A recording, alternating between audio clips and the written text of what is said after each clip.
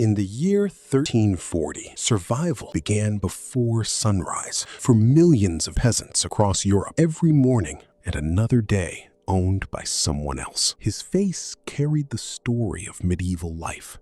Hunger, exhaustion, and endless labor carved into every line long before old age ever arrived. The soil was heavy, the tools primitive, and the work never truly ended. A serf's body was expected to function like a machine from dawn until darkness. Above the muddy fields stood the castle, a symbol of power, wealth, and distance from the suffering below. To the lords of medieval Europe, peasants were rarely seen as people. They were labor, numbers, and resources tied to the land.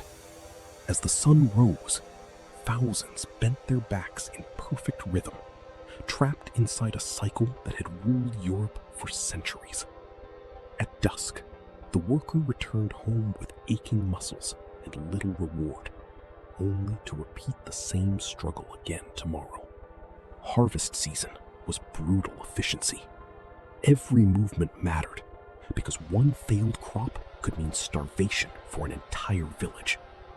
For many medieval families, dinner was little more than watery soup and hardened bread, barely enough to keep the body alive. The feudal world depended on human bodies the way a mill depended on gears, replaceable parts inside a vast economic machine. Then, in the middle of the 14th century, something invisible entered Europe, and the silence began. No army crossed the border. No king declared war. The killer arrived quietly, hidden within ships, rats, and fleas. By 1347, entire villages stood frozen in silence, marked by death and abandoned by hope. Fields once filled with workers were suddenly empty. The plow stopped moving, and the land itself seemed abandoned. Tiny creatures carried one of the deadliest diseases in human history, completely unaware of the civilization they were about to transform. Mass graves appeared faster than churches could bury the dead, changing the landscape of Europe forever. The great cities of medieval Europe became ghost towns, haunted by fear, disease, and isolation. At the center of the catastrophe was a microscopic passenger, the flea that carried the Black Death. Those who survived looked out across a world permanently changed, where entire communities had vanished almost overnight. Abandoned homes became treasure vaults for survivors, filled with wealth left behind by the dead. As millions died, the foundations of feudalism began to crack beneath the weight of demographic collapse. For the first time in generations, people slowly discovered something revolutionary, moments that did not belong entirely to work. The contrast is striking. Medieval peasants worked simply to survive, while modern workers expect rest as a normal part of life. Suddenly, silver mattered more than birthright. Labor itself was becoming valuable. The Black Death was caused by Yersinia pestis, a bacterium that spread with terrifying speed across Europe. Before the plague, medieval cities were overcrowded, filthy, and dangerously vulnerable to disease. Famine already haunted Europe long before the plague arrived, leaving peasants weak and desperate. The wealthy depended completely on an endless supply of cheap workers, until that supply disappeared. Entire families were forced from their land, reminders of how little control peasants truly possessed. The medieval economy had entered what historians call the Malthusian trap. too many people competing for too little food. In October 1347, ships arrived in Sicily carrying far more than cargo. They carried catastrophe. Rats moved silently through Europe's ports, spreading death from city to city faster than anyone understood. Even the church could not escape the plague. Bishops, priests, and nobles fell just like the poor. The disease ignored wealth, status, and power. In death, nobleman and beggar became equals. Like spilled ink across parchment, the Black Death spread. Like spilled ink across parchment, the Black Death spread relentlessly through the continent. As populations collapsed, nature slowly reclaimed estates, villages, and abandoned homes.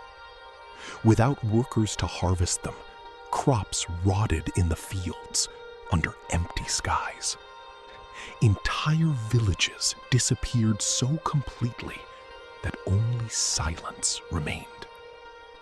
For the first time, workers realized something extraordinary.